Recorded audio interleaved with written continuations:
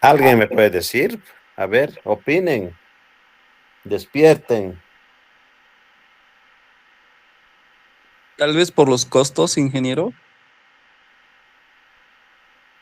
¿Ya?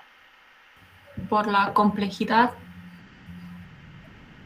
La complejidad, todo se hace, hija, cuando hay plata. Todo se hace. Todo. No hay imposibles en la ingeniería ya. Todo se puede hacer, es cuestión de dinero. Todo. O sea, si una red subterránea, radial, con recursos como tenemos acá nosotros, cuesta $50,000, por ejemplo. ¿Ya? $50,000 que cuesta el kilómetro de línea de una red subterránea. Les pongo un ejemplo así. En este caso, va a costar 10 veces más. Porque se imaginan la cantidad de seccionadores e interruptores que hay bajo carga en todo este sistema. Hay cantidad de interruptores y seccionadores bajo carga. Para que tengan una idea leve, un reconectador que podríamos emplear acá, les cuesta 145,000 bolivianos, 150,000. Un interruptor. El costo del kilómetro de línea aérea con cable desnudo está entre sus 16,000, $17,000. Acá costaría un solo interruptor el costo de un kilómetro de línea aérea. En subterránea, digamos, un poco más. Entonces, ¿se imaginan la cantidad inmerso que hay de equipos de protección inteligentes acá? Entonces, esta red la podemos hacer, pero las empresas que invierten en esta red, vía tarifa, tienen que recuperar la inversión. Entonces, ¿cuánto tuviéramos que pagar de tarifa para tener esta red? Un ojo, Inge. ¿Ah? Hola, hijo, dime. Pagaríamos caro, Inge. A ver, en los Estados Unidos, por ejemplo, les pongo un ejemplo. Una casita mediana de gente de clase media en Estados Unidos, por ejemplo, mi hermana que le voy a visitar, paga alrededor de $500 y no tiene gran consumo, ¿eh? Acá, una casa muy de nivel alto, digamos en el bosque, por ejemplo. No sé si alguien conoce la organización El Bosque. Hay casas muy, muy lindas. Hay casas de 2 millones, de 3 millones de dólares. Ahí su tarifa promedio debe ser unos 500 bolivianos, 600 bolivianos. Entonces, unas 7 veces más, ¿no, hijos? 7 veces más es la tarifa. Inge, y perdón que le interrumpa. Dime, hijita. Inge, y en esas zonas de Santa Cruz, zonas exclusivas como el Urubó, en ahí son así zonas que pagan también ese tipo de tarifas o pagan una tarifa normal. No. No se pagan la tarifa normal. La tarifa normal está, solamente la diferencia es que cuando hay una escala tarifaria. Cuando, por ejemplo, en tu casa, ¿cuánto pagas, hijita? Dime, en tu casa. ¿O no sabes? Unos 500 bolivianos.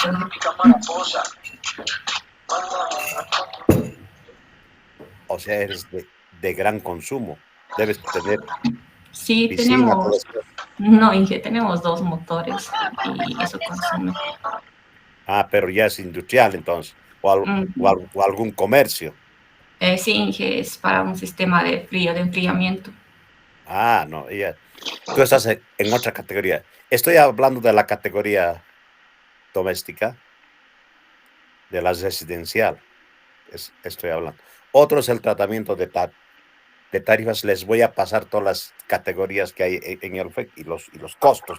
Tengolas. Entonces, les estoy hablando de una casa residencial, porque tú estás en tarifa comercial 1 o 2 o en los de G1, G2 hay otros de las industrias. Entonces, en una categoría, una de esas casas, un bosque que tiene unos 500, 600 metros construidos, su tarifa debe estar oscilando por eso. O sea, tiene calentador de agua en su piscina y todas las cosas. O sea, ponle unos 700 bolivianos, ponle. $100. Esa misma casa en Estados Unidos, mi hermano tiene una casa grande, cuesta 5 millones, su casa, en Houston, en Texas, es también ingeniero eléctrico, él tiene una empresa grande ahí. Él paga alrededor de $700 de tarifa eléctrica. Él tiene piscina también, 700, 800, hasta 1000 pago, me dice, cuando tengo que calentar mucho el agua. Fíjense la diferencia de tarifa. Es 7 veces más. Si aquí el costo promedio de un trabajador normal, ¿cuánto es la tarifa que es el sueldo básico? 2,280 parece que es, si estoy mal, en la empresa el mínimo que se paga es eso. ¿Cuánto tuviera que ganar para pagar una tarifa de esas? Es mucha plata. La mayoría de nuestra gente de clase media acomodada. A ver, Moraima, ¿cuánto pagan en tu casa el consumo? ¿200? ¿250? Tienen que saber cuánto, por lo menos, fíjense la tarifa que paguen en su casa, por lo menos sean gentiles y no sean solamente estirar la mano para que les den plata. Tienen que ayudar en la casa. Tienen que ayudar en casa. Yo reclamo mucho eso, sobre todo a un hijo que tengo que estudiar eléctrica, que es amigo tal vez de ustedes, que la empleada soluciona el problema del refrigerador, le enchufe y de un tomacorriente y él no lo soluciona. Esos reclamo en la casa. Reclamo hartísimo yo esos reclamos. Ayer reclamó muy fuerte. La empleada soluciona y él estando en casa no lo soluciona. No puede ser un estudiante de quinto, sexto semestre que no pueda hacer y que una empleada que no tiene ninguna formación te dé una lección. Eso no acepto.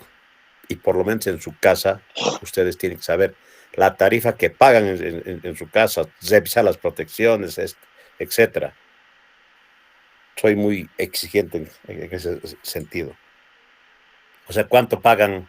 O sea, un promedio en su casa. A ver, dígame alguien. 120 bolivianos, yo creo. Sí, es la tarifa en una clase media entre 120 a 200, dependiendo del consumo que tengas. Cada 100 kilowatt hora va diferiendo o sea, la tarifa. La tarifa. Hay mucha gente que dice, el REC nos ha subido las tarifas nuevamente. El anterior mes hemos pagado 100, 120 y ahora nos han cobrado 180. No es que el FEC pueda subir las tarifas, entiéndanme. Eso está por ley, está fijado. La AE fija las tarifas. El problema es que antes estabas en un límite hasta 100 kilowatt hora, perdón, y te has consumido algo más y has pasado al siguiente paso, que es otra la tarifa entre 100 y 200. Eso es lo que pasa, no es que has subido, sino te has saltado de categoría. De las residencial hay varios. Entre 0 y 100 es una tarifa, entre 100 y 200 otra tarifa, y así va aumentando la tarifa. Entonces, para que entiendan eso, hijos míos. Entonces, es problema de costos. Esta sed cuesta muy cara. Si una empresa vía tarifa recuperara la inversión, seguro que con una facilidad hacemos, porque los ingenieros bolivianos no somos buzos. No somos, ¿ya? Entonces, con seguridad, la tecnología viene acompañada del dinero. ¿Me dejo entender, hijos míos? Sí. Sí, Inge. Sí, Inge. Ahora vamos a entrar. ¿Qué exigencias debe cumplir las redes? Una red tiene que ser cuidadosamente planificada, con el propósito de optimizar las inversiones. Y sobre todo en redes de gran envergadura. ¿A qué llamo una red de gran envergadura? A una red de una urbanización donde todo es subterráneo, el costo de vida es muy cara ahí. Tenemos urbanizaciones exclusivas muy caras. Hacia Tiquipaya hay exclusivas, hay La Serena y todas esas. Hay urbanizaciones muy exclusivas. Entonces, para ese caso hay que planificar, hay que determinar las demandas máximas, qué tipo de instalación va a ser, si va a ser subterránea, aérea, etcétera, etcétera. Entonces, las exigencias son estas. Tiene que ser primeramente de alta seguridad de abastecimiento. Y para tener una alta seguridad de abastecimiento, ¿qué tipo de red ustedes planificaran?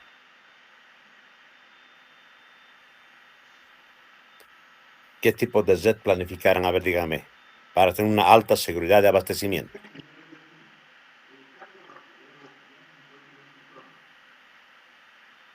Hola, hablen. Los hombres no quieren hablar. Que hablen las señoritas entonces.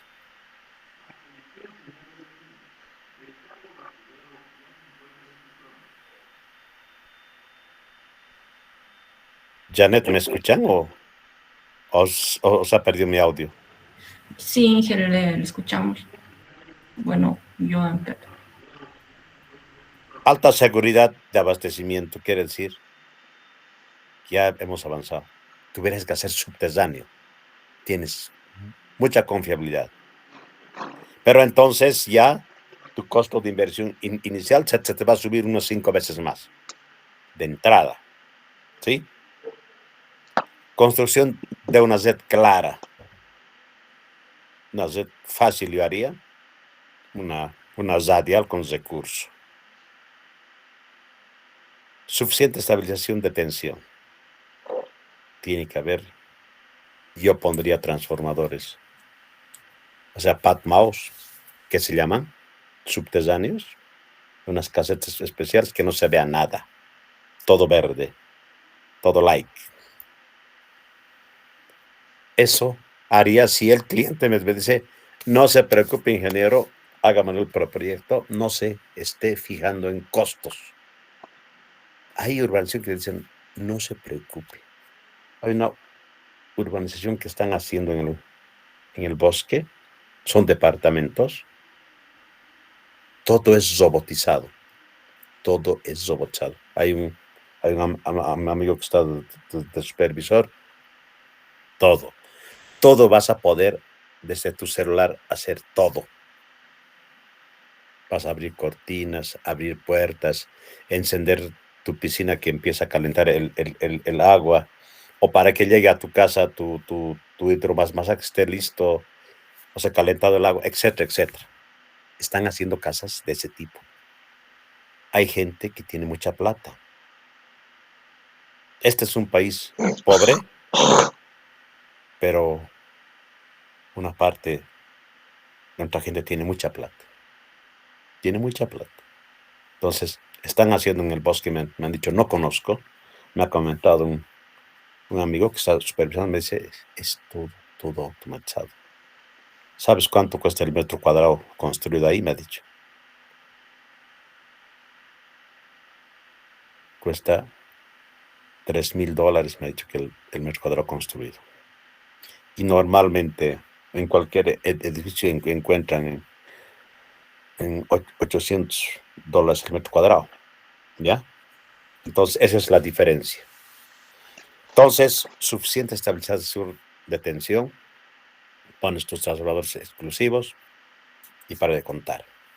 Seguridad de servicio de la instalación, aun en caso de producirse perturbaciones en los diversos métodos de transmisión de reserva selectiva. Significa colocar, si falla, puedes colocar generadores de respaldo. Puedes. Es todo, hijos míos, es cuestión de plata. Es de dinero. Todo se puede hacer. Han visto que están haciendo aeropuertos en el mar. Están haciendo un aeropuerto en el mar. En la China le están ganando al mar. Todo se puede hacer. Para la ingeniería ya no hay imposibles. Solamente es cuestión de plata. Definitivamente es cuestión de plata. Entonces, esas son las exigencias que debe cumplir una red para que sea muy, muy buena. Y por último, la posibilidad de adaptación a futuros aumentos de carga. Entonces, puedes ir incrementando, ampliando la urbanización, etcétera, etcétera. ¿Cómo eliges la forma de red? Entonces, tú al hacer un diseño de una red, a cualquiera de ustedes como ingenieros les contratan, quiero que me lo haga el diseño de la red en esta urbanización y te entregan los planos. ¿Qué es lo que vas a pedir lo primero al dueño? ¿Qué le vas a pedir para tú hacer un diseño?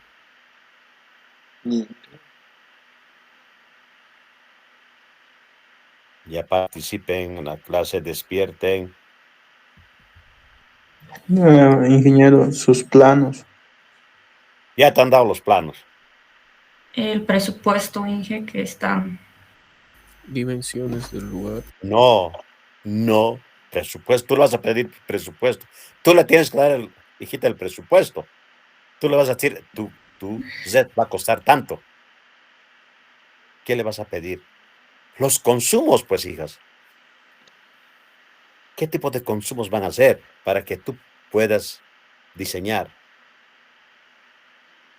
Te van a dar los planos. Tienes una casa de 500 metros cuadrados construidos. Va a tener piscina. Va a tener estas cosas. Entonces, tú necesitas lo primero saber la potencia que va a tener, la potencia instalada a cada casa. Primero instalada. Después tú ya vas a calcular la potencia demandada. Y si tiene la casa plantas eléctricos, te lo van a dar. Seguro que ahí te va a decir la potencia instalada es tanto y la demandada es tanto. Entonces, en base a esa potencia, tú vas a dimensionar el calibre de tus conductores, la potencia de tus transformadores, el calibre de alimentación de media tensión de los conductores. Ese es lo vital, hijos. Lo vital es eso, que tengas la carga. Eso nosotros le llamamos carga. ¿Cuánto de carga va a haber en esa urbanización? Y en base a eso tú haces todo el movimiento. ¿Está claro? ¿Sí? Entonces, ¿qué configuración vas a hacer? ¿Cómo vas a dimensionar? Y la selección de los conductores, transformadores, etc. ¿Qué tipo de transformadores vas a poner? ¿Vas a poner aéreos de colgar? ¿Tipo caseta? ¿Cómo quiere el dueño? Por eso sí te digo, si el tipo me dice, por favor, ingeniero, no se fije en gastos. Hágame una Z de primera. Hay gente así. Y una de esas personas es don Julio León Prada, el dueño del Banco Visa. Es el dueño de la urbanización. El Bosque también ellos están haciendo. Yo hace tiempo, cuando el Bosque estaba iniciándose, no sé si les he contado, yo les diseñé una Z subterránea. Todo subterráneo. Ni un solo cable. Pero los de Elfec se han mariconeado. Yo trabajaba también en Elfec, pero yo hacía siempre mis consultorías y me contrataron para hacer. Y no quisieron los de Elfec la red de baja tensión subterránea. Tampoco la media. La media ya manejaban los subterráneos, pero en baja no manejan. Subterráneo no hay en baja tensión. No tienen experiencia, han argumentado y le han tirado todos los postajes asquerosos en semejantes casas lindas. Yo les hice un diseño. En Europa yo aprendí a hacer diseños subterráneos para las casas. Entonces, haces el presupuesto y es muy importante. Decía uno de ellos, Janet, parece el presupuesto, alguien ha dicho sí, es importante. Por eso al iniciar el proyecto, decirle cómo quiere. ¿Ya? Entonces, si quiere aire subterráneo, hay algunos que te dicen, no se fije en los costos. Entonces, le haces de maravilla, pues, con recursos, con todas las cosas. ¿Ya? Las redes de instalaciones pequeñas de la red de baja tensión de forma directa. Como ustedes ya han hecho el trabajo, voy a revisar este fin de semana. La mayoría de ustedes es de directa. Pero hay consumidores grandes, como hospitales, hoteles, centros deportivos, aeropuertos, etcétera, etcétera, que tienen otro tipo de instalación, donde tienen que tener transformadores exclusivos y tener un generador, ya puede ser de gas o diésel, de respaldo. Sobre todo en los aeropuertos, en los hospitales, en los centros deportivos, por ejemplo, el estadio, ¿ya? Entonces ahí tienen que pensar en un recurso. Cuando alguien les encargue decir, quiero que me lo hagas, el año pasado me contactaron para hacer la iluminación del estadio de Blooming en Santa Cruz, no sé en qué habrá quedado. También después me contactaron para mejorar la iluminación del estadio de Jesús Bermúdez de Oruro, porque se noticiaron que yo hice la iluminación del estadio de Villa Tunari, que ahorita es uno de los mejorcitos, si no es el mejor. tiene más de 2000 lux ese estadio. Entonces, eso es, mis queridos hijos. La forma apropiada de una red depende, todo les estoy recalcando, densidad de carga. Es vital la densidad de carga. Y les vuelvo a repetir, densidad de carga. Del número de puntos de entrega, la situación de los puntos de entrega, ¿qué quiere decir la situación? ¿Qué potencia tiene? Condiciones de calidad de servicio. Si te dice el dueño, en esta mi urbanización, ingeniero, no quiero que falte energía eléctrica. No sé cómo hará usted, inventará, pero cuando haya interrupciones del FEC, no quiero que mi urbanización haya. Ah, ya. Eso quiere decir que van a invertir mucha plata. Vas a poner centros de generación a gas o a diésel que va a arrancar automáticamente cuando se interrumpa la red de suministro de la distribuidora. Entonces, todo depende de que te diga el dueño. O tal vez te dice, quiero, ingeniero, lo más barato posible.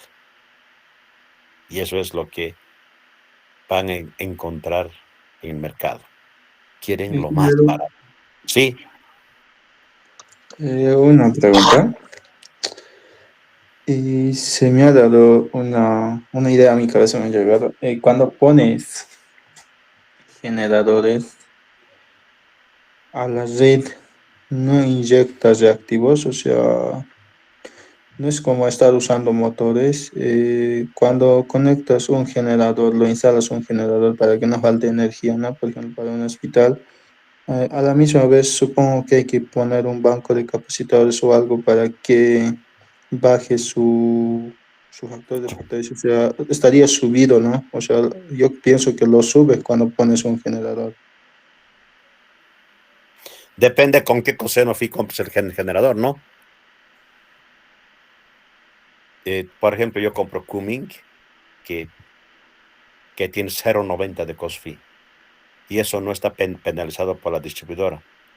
Todo depende, hijo. Y además lo que vas a hacer es pondrás por 1 o 2 horas el generador hasta que la empresa distribuidora reponga el servicio. No creo que se tarde más de 2 o 3 horas.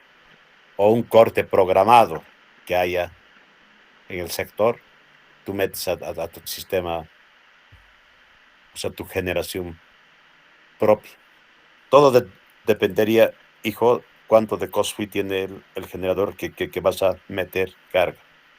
Pero tú cuando hagas tu generación, a la empresa no le va a interesar, pues, o sea, tu cost fee. No le va a interesar tu cost fee. Tú estás proponiendo una generación de emergencia, por decir, te puedo decir, hasta que dure su corte. Y no, sus medidores no van a marcar la energía que tú vas a meter a las casas. ¿Sí? ¿Me dejo entender, hijo? Sí, ingeniero. Me he confundido, creo. Sí, gracias. No, está muy bien, hijo. Está muy bien. Está muy bien que preguntes. Es una buena pregunta. Es una buena pregunta. ¿Cómo normalmente es la disposición de los transformadores en una red? Por ejemplo, en el sistema ELFEC tienen diferentes disposiciones que son centralizadas y otras que son a lo largo de los alimentadores. ¿Ya? Hay diferentes formas. La mayoría son transformadores de colgar, o si son más grandes van en estructura tipo H. Yo desde que he estado en ELFEC, desde que llegué de Bélgica, he impuesto de que no se hagan más subestaciones en H. Es decir, que no se hagan puestos de transformación con transformadores que no pasen de 150, 160 kVA. Hemos empezado a dividir los áreas para tener mayor confiabilidad. Porque cuando tú tenías una subestación en H con un transformador de 300, de 400 ponían antes, y agarraban grandes extensiones de un barrio. Uno, cuando se interrumpía el transformador, matabas, o sea, por decir, a 200 casas. Y las caídas de tensión eran también grandes. Desde el transformador hasta la última casa, era una extensión muy grande. Entonces, ¿qué es lo que implanté esas veces y se ha hecho? Y la ingeniería dice eso, dividir para rellenar. Ese área hemos dividido, por ejemplo, en dos. Mitad hagas un transformador de colgar de 150 o de 160 y la otra mitad otro. Tienes mayor confiabilidad, tienes menores pérdidas. Ustedes ya van a ver en su proyecto que van a tener menores pérdidas, que justifica plenamente el dividir el área por confiabilidad y por problema de pérdidas. ¿Ya? Entonces, la capacidad de los transformadores se selecciona en función del magnitud de la carga. Pero ustedes tienen que saber la carga. Deben tener especial atención en considerar los factores que influyen, tales como el factor de demanda y el factor de coincidencia.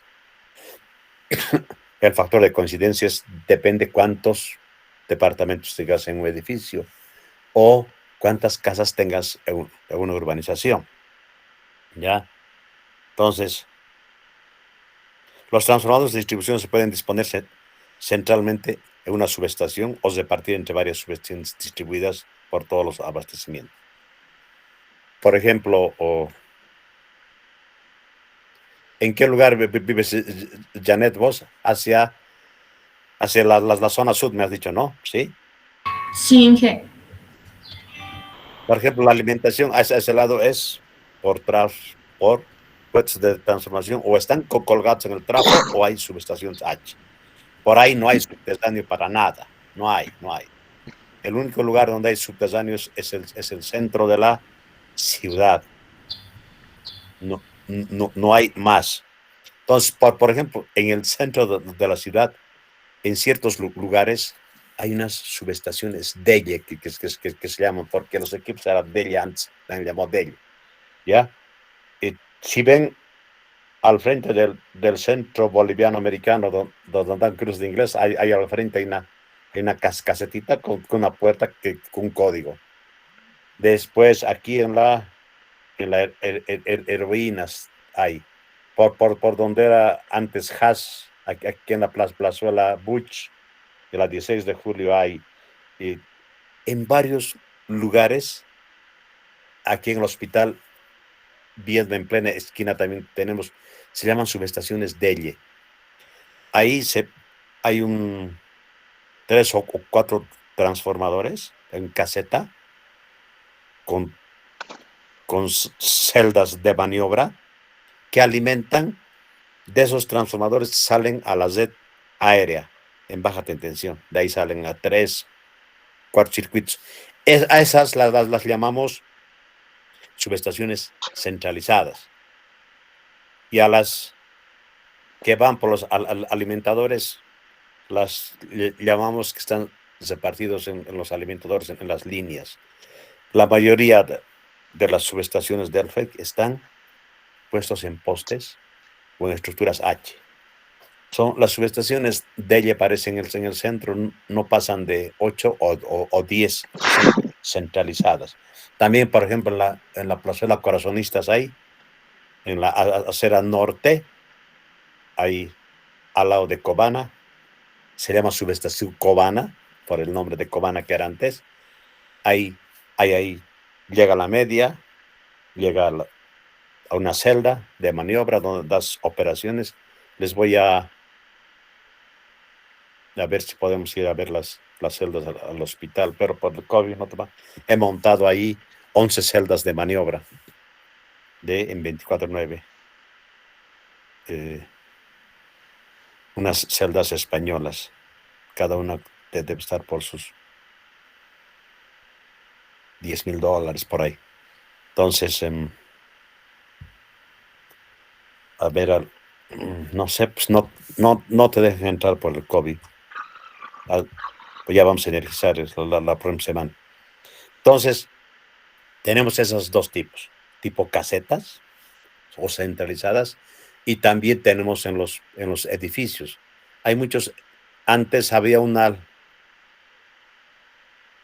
como una especie de ley que hacía que cada edificio que construía te daba un espacio para poner el trafo del edificio y el transformador de la zona. O sea que de ese, por ejemplo, en la promotora, me acuerdo bien, en ese Heroínas y España es la promotora.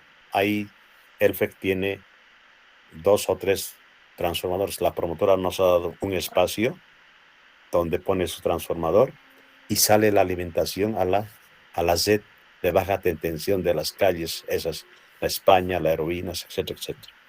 Entonces, esas son las subestaciones centralizadas y en su mayoría tenemos a lo largo de las redes. O sea, cuando han hecho el trabajo de lo que les he pedido, seguro que alguien ha ido a curiosear dónde es el puesto de transformación. Seguro que han ido a curiosear, ¿sí? ¿O no? ¿Han curioseado o no nada? ¿De dónde llega la alimentación, su transformador que alimenta al sector de su red? ¿De qué potencia es? ¿Alguien se le ha chispoteado de ir a ver? A nadie, ¿no? Era bueno que vayan a ver. En la próxima tarea les voy a dar una tarea después. Entonces, esas son las dos disposiciones, hijos. Esa es la disposición centralizada, donde tienes un ambiente, varios transformadores que van alimentando a diferentes sectores de la red. Esa es una disposición centralizada. Y Elfec tiene disposición centralizada en varias partes. Tiene transformadores de 400, de 500 en el piso, que están manejados por la operación por celdas. Todo es con cable subterráneo, por si acaso. Todo esto, lo que estoy hablando de disposición centralizada, es con cable subterráneo. No puedes hacer con cables aéreos esto. Tiene que ser con lugares de alta densidad de carga. ¿Ya? Entonces, y la disposición descentralizada o la que va en antena, ahí está. A lo largo del alimentador hay puestos de transformación en las derivaciones, en las subderivaciones, etc. Y va yendo el alimentador y va alimentando tipo antena. Son redes completamente radiales que tienen su recurso algunos alimentadores. Entonces llamamos descentralizadas. Esas son las que van por la carretera a Sacá, por ejemplo, van al alimentadores el S3 y el S2, alimentador sur y el alimentador norte. De ahí se van desprendiendo a urbanizaciones, a la FUT, a la circunvalación 2, etc. Es una maraña de cables que van alimentando en media tensión a diferentes urbanizaciones ahí en la parte sur, exacto, igualmente. Al ir a Quillacollo, lo mismo. Al ir al Valle Alto, lo mismo. Entonces, son alimentadores radiales que tienen recurso. Por ejemplo, los alimentadores al Valle Alto, por Carcaje, por ahí ya tienes recurso. El Y5 sale hasta Carcaje y de allá retorna el P3 de Paracaya y tienen un lugar de encuentro que normalmente está abierto. Cuando hay alguna falla, El operador cierra eso y da energía de cualquiera de los lados. ¿Ya? Entonces, vamos a ver ahora la estabilización de tensión. En las redes de baja tensión, la máxima caída de tensión a plena carga, desde el transformador de distribución hasta el receptor, no debe exceder del 7.5%. O sea, Janet, te pasó el reglamento, lean. Ahí, Sí, sí, Inge. Me voy a pasar al grupo más rato. ya, hijita. 7.5% dice la ley en calidad 1 y 9% en calidad 2. Esto es lo que dice la ley. Cuando la empresa distribuidora te entrega en calidad 1 más del 7.5%, tú puedes presentar una queja, perdón, presentas un ODECO y la empresa tiene que solucionar tu problema en un tiempo prudencial, ¿ya? Digamos que en la casa de cualquiera de ustedes tienen problemas de bajo voltaje. En la noche, en hora punta, tienen su voltímetro, miden y aparece que tienen voltajes por debajo de 203.6, parece que es la... A ver, ¿dónde está? Aquí está. 203.5 es el mínimo que pueden tener en su casa en hora punta y el máximo que pueden tener es de 236, calidad 1. Estoy hablando como si todos vivieran en la ciudad y este es para el área rural, calidad 2. Entonces, si por ejemplo, Janet, tú crees que tienes problemas de bajo voltaje, ¿cómo puedes determinar si no tienes un voltímetro en tu casa? ¿Cómo determinarías o cómo sospecharías que tienes problemas de bajo voltaje? No tienen un voltímetro. Una Ah, vez, como tenemos dos motores, una vez el motor llegó a perder su potencia. Tal vez en este caso sería por esa baja tensión. ¿Trifásico o monofásico? Tus motores. Monofásico, Inge. Estábamos usando y de la nada empezó a perder su potencia el motor. Ya ha habido con seguridad un problema de bajón. Ha habido una perturbación de la red. ¿Ya? Normalmente en los trifásicos, cuando te falta una fase también ocurre lo mismo. Entonces, la manera más fácil, hijos, ahora, si en su casa tienen todavía fluorescentes, empieza a parpadear y no quiere arrancar. Su arrancador intenta arrancar.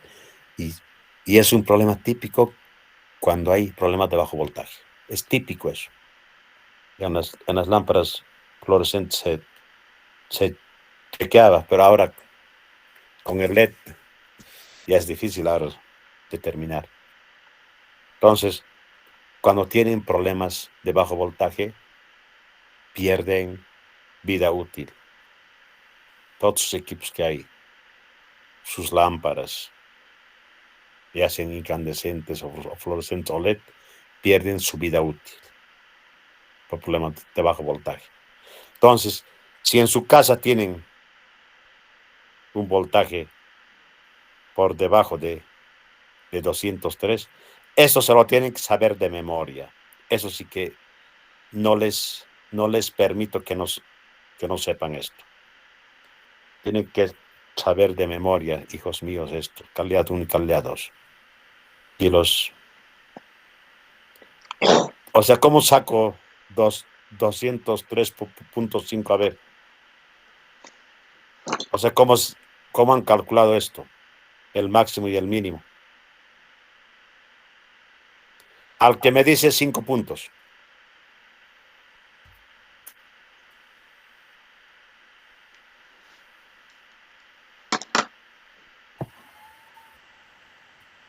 Es del 220, 5% más y 5% menos. Correcto, hija. Muy, muy bien. Correcto. Ese es. ¿Qué te llamas, hijita? Pamela Garibay. Janet, 5 puntos tiene Pamela. Está bien, Inge, ya le estoy anotando. Es igual acá en calidad 2. Es lo mismo que ha dicho Janet. Entonces, sacan el 7%, 7.5% de 220 y lo suman más o menos y les va a dar eso. ¿Ya? Entonces, los transformadores de distribución con tablas de regulación han llevado todos ya transformadores, ¿no?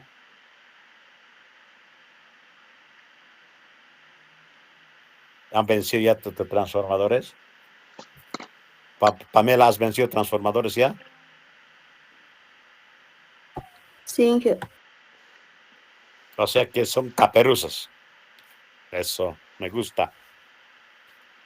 Entonces, un transformador tiene sus taps, un transformador, que puedes conmutar para regular la tensión. ¿Ya? Entonces, hay taps de los transformadores que vas subiendo y te va aumentando en un porcentaje, más o menos 2.5 a 5% de la tensión nominal. ¿Ya? Puedes jugar con los taps.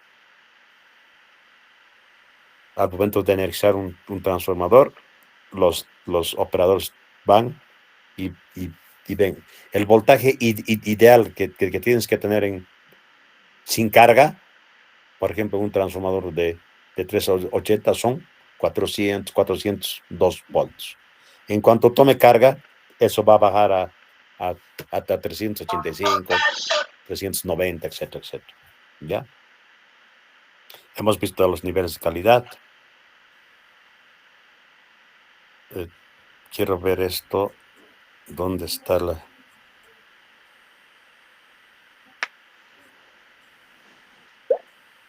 Ahora sí. Ahí está eso. Está muy bien. Eso quería ver. Sí.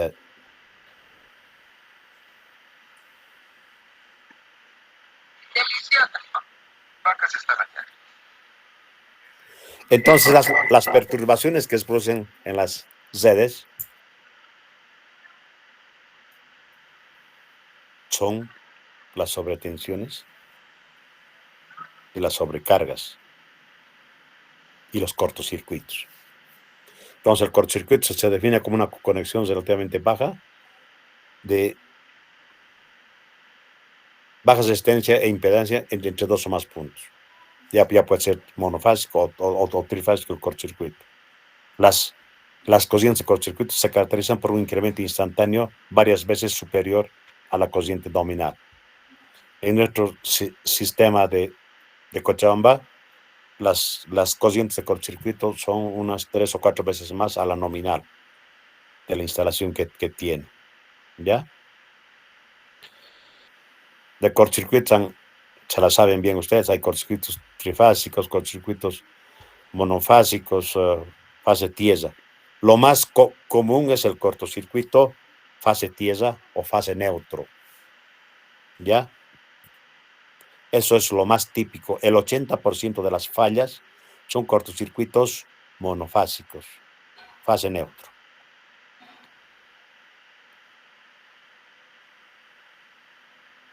Limitación de las corrientes de cortocircuito.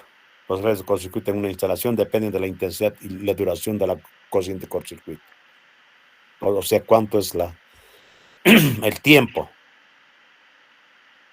Cuando es alta densidad de carga y por tanto hay una gran concentración de potencia debido a la conexión en paralelo de transformadores de distribución, debe observarse que la intensidad de cociente cortocircuito en el lado de baja de extensión no sobrepasa el valor correspondiente a la resistencia de contra cortocircuito en las instalaciones.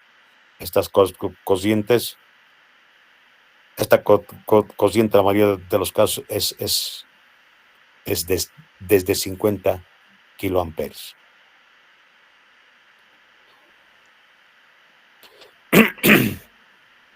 ¿Qué medidas se debe tomar para limitar las corrientes de cortocircuito?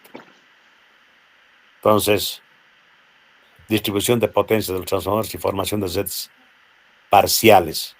O sea, hay que dividir para rellenar, ya se ha dicho, para que las potencias de cortocircuito bajen. ¿Ya? Después, hay que elegir transformadores de contenciones de cortocircuito altos. Cuanto mayor tensión de cortocircuito indiquen en la placa, por ejemplo, que te diga 4.8, ese transformador es más fino que uno de 3.8. Entonces, eso ya depende, es dato de placa eso, la tensión de cortocircuito del transformador. Y tener protecciones que vayan acompañando con lo que tiene. Por ejemplo, no es muy recomendable poner un breaker, por ejemplo, chino. Ha dado muy pocos resultados. Yo siempre manejo ABB, Schneider, Siemens, que son protecciones más confiables.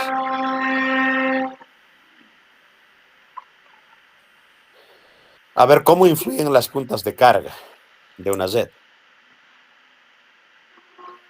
Entonces, estas puntas de carga, las horas punta, son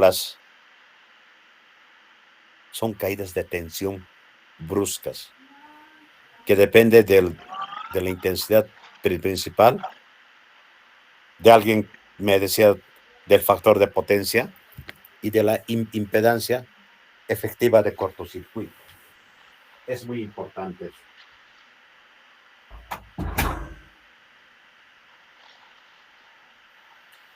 Entonces, influyen en las puntas de carga, ¿ves? ¿Ya? Los receptores de gran potencia con servicio intermitente originan caídas de tensión que pueden tener influencias perturbadoras. ¿A qué se llama receptores intermitentes? Talleres donde se hace soldadura de arco. Después hay cargas importantes, por ejemplo, hay en la zona sur he visto donde los pantalones blue jeans los hacían el prelavado, eran servicios intermitentes. Por ejemplo, un ascensor es un servicio intermitente. Por eso se recomienda en un edificio poner un transformador exclusivo. Entonces, más que todo, alguien me hablaba de los talleres de soldar, esos lugares, arques, hornos eléctricos, etcétera, meten muchas armónicas a las redes. Todavía no se está penalizando las armónicas en las redes. La ley todavía no ha inmerso la penalización de armónicas. Estas armónicas son las que ocasionan grandes problemas en las redes. Entonces, la influencia de las puntas de carga se reduce mediante redes de baja tensión separadas por instalaciones de iluminación y fuerza. Por ejemplo, en una instalación de un edificio. Empleo de un transformador de distribución exclusivo para alimentar receptores con servicio intermitente, por ejemplo, ascensores. Eso es lo que les explicaba. En su proyecto de instalaciones eléctricas siempre tienen que prever un ascensor. Depende de cuántos pisos sea y cuántos departamentos hay en la planta. ¿Ya? Elección de transformadores con distribución con una tensión nominal de cortocircuito más baja. Vamos a hablar ahora sobre el flicker. Se define el flicker como el parpadeo. Han visto en las lámparas fluorescentes, en las lámparas de descarga se da normalmente esto, como la percepción de la variación de la luminosidad de una lámpara debido a una fluctuación de tensión en la red. Cuando hay fluctuaciones de tensión se produce este efecto flicker. ¿Ya? Entonces, que está provocada a su vez por la variación repetida de potencia con sus receptores, cuya demanda de potencia no es constante en el tiempo. Entonces, producen flicker también y armónicos, todos estos lugares, hornos, lugares donde haya mucho componente electrónico, talleres de soldar, etcétera, etcétera. Entonces, hornos de arco, máquinas de soldadura por resistencias, compresoras, laminadoras, molinos trituradores, etc. Esos son los que meten armónicos y se produce este efecto flicker. O también se produce flicker cuando realizas maniobras con cargas importantes. Eso se da en redes grandes. Arranque de motores de gran potencia sin tener un arranque suave. Por ejemplo, que arranques un motor de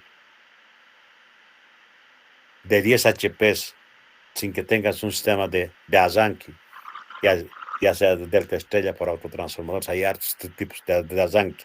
Eso también produce flicker, ¿ya? Lo último, el efecto corona. Este efecto se presenta cuando el potencial de un conductor en el aire es elevado hasta los valores que sobrepasan la rigidez del aire. O sea que se acorta la distancia de fase a fase, por ejemplo, las líneas de transmisión. Entonces, este es como si se acortara la distancia y se produce unas pérdidas por efecto corona, ¿ya? El efecto corona se manifiesta por la luminiscencia o penachos azules que aparecen alrededor del conductor.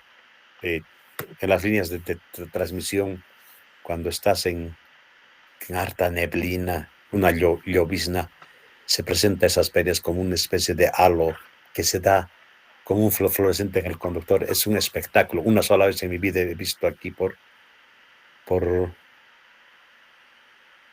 ¿qué se llama? Pues el 115 al estar llegando en el tramo Cochabamba, Confital, ahí he visto. Una vez en mi vida he visto una cosita, es como un fluorescente en el cable de las líneas de alta tensión. Y sobre todo se da en las tensiones elevadas, y en 230, en 500, etcétera, etcétera. Entonces yo vi en la línea de 230, vi una vez, una sola vez en mi vida he visto. Es un espectáculo. Entonces el efecto corona es función de dos elementos importantes. El gradiente de potencial en la superficie del conductor y la rigidez eléctrica del aire en la superficie. Valor que a su vez depende de la presión atmosférica y la temperatura. Por eso le digo, se presenta en los lugares donde la presión atmosférica es alta, en las alturas se presenta. Por eso ahí te digo, por Chaya, por ahí es una altura donde hay nieve y todo. Se presenta ahí. Entonces, es función de la presión atmosférica y de la temperatura. Cuando la temperatura baja, es un frío terrible, por ahí se presenta el efecto corona. En líneas de transmisión seguro que van a llevar en detalle esas pérdidas por efecto corona. La influencia de la altura. Entonces, la rigidez eléctrica del aire depende de la presión atmosférica y de la temperatura del aire. Por eso les he dicho, es muy importante la altura. La altura a 4.000 metros. Eso está, Confital está más o menos a unos 4.200, porque más allá está Japón, que es la parte más alta, que está a 4.000 500 metros por donde pasa la carretera. Entonces, las resistencias directas del aire dependen de la presión atmosférica y de la temperatura del aire. Un equipo con características de aislamiento definidas tiene aislamiento externo que depende del aire y se puede ser crítica. Cuando ustedes han diseñado líneas, han debido llevar y al ingeniero Pacheco les debe enseñar cómo se hace la corrección por altura de la aislación de las líneas. Hay que hacer corrección por altura. No, normalmente en nuestro medio, por ejemplo, para una línea de 115 tienes entre 10 y 11 aisladores de la cadena. A esa altura seguro que son 12 o 13 aisladores, que tienes que aumentar la aislación por efecto de la altura. Cuando el sitio de instalación es una altura superior a 1000 metros sobre el nivel del mar, la disminución de las resistencias eléctricas del aire puede hacerse que no sean soportadas por las sobretensiones. Entonces, ya tenemos que ir por encima de los 1000 metros, ir haciendo las correcciones por altura.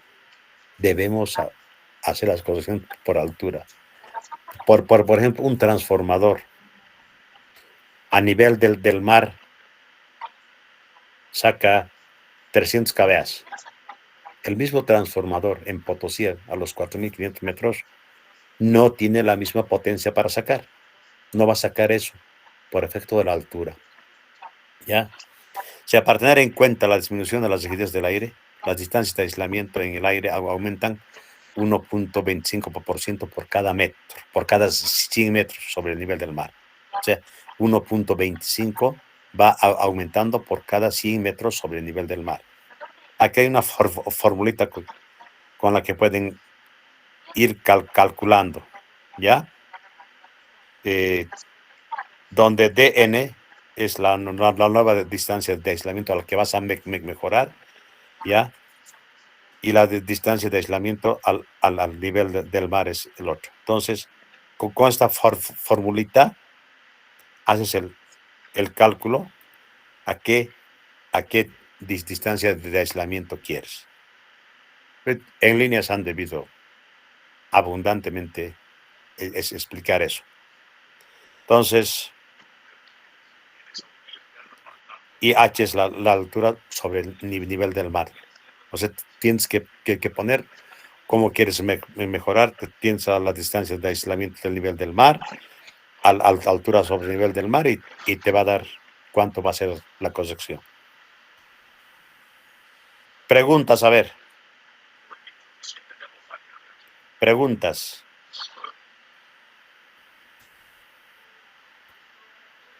Consultas, hijos míos. O todos han entendido. Ese silencio me dice que no han captado nada o han captado todo. Aló. Hola. Inge, Dime, hijita. del último punto que nos habló, anteriormente, en el anterior semestre, el Inge nos comentaba sobre las condiciones ISO.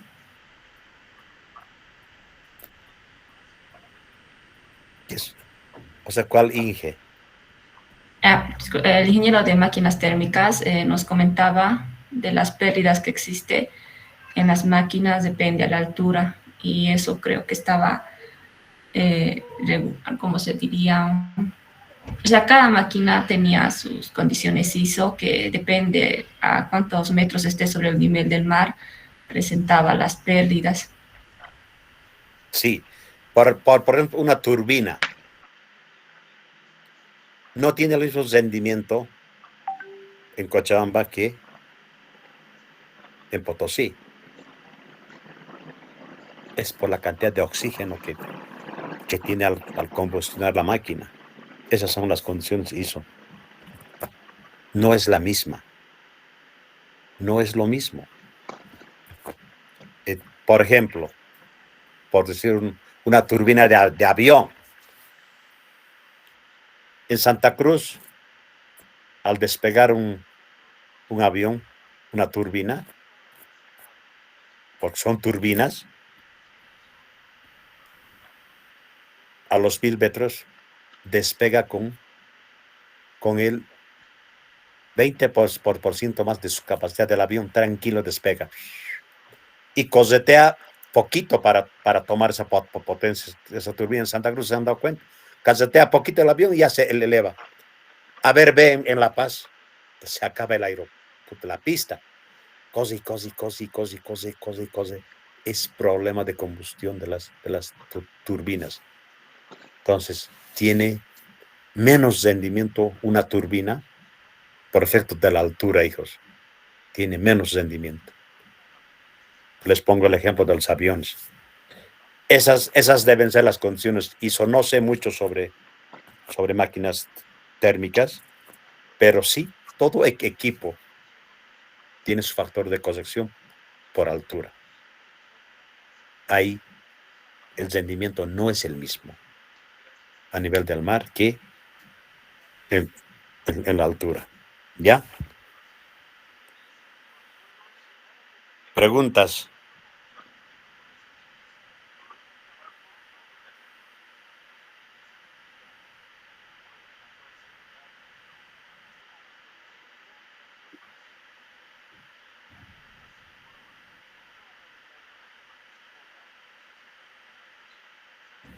Inge, una duda. Dime, hija, dime. Cuando los propietarios ceden algún terreno para la puesta de los transformadores, ¿ese terreno lo venden o entran en un tipo convenio? ¿Cómo es? Es un convenio. Por ejemplo, en mi edificio yo he hecho poner un transformador que es Delphic. O sea, tú cedes el espacio, o sea, te pierdes un parqueo, digamos 4x4. Ahí tú das y Delphic coloca el transformador de uso general que ellos llaman. Pero es como si el transformador estaría en tu manzano, en tu calle, y alimenta a todas las casas, igualito un edificio, a todos los departamentos, como si fueran casas. Y pues transformación está en el edificio. Es cuando los edificios quieren ceder, ¿ya? Porque la mayoría no quiere ceder porque pierde $10,000 en un parqueo. ¿Está claro, no, hija? ¿Sí? Sí. Bueno, entonces nos vemos la próxima clase. Que tengan un buen